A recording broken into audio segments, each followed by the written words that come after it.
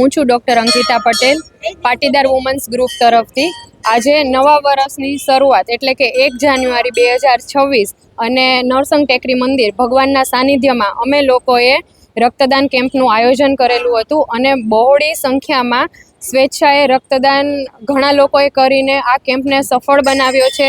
તો હું Patidar women's group તરફથી બધા રક્તદાતાઓનો ખૂબ ખૂબ આભાર માનું છું.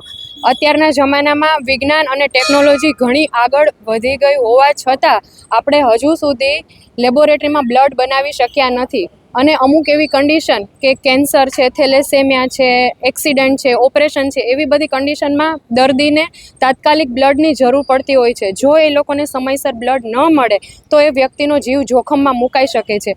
તો એ સમાજ સેવાના હેતુથી અમે લોકોએ સિવિલ હોસ્પિટલ સાથે મળીને આજે રક્તદાન કેમ્પનું આયોજન કરેલું હતું અને એમાં અમને ખૂબ પ્રતિસાદ મળ્યો છે.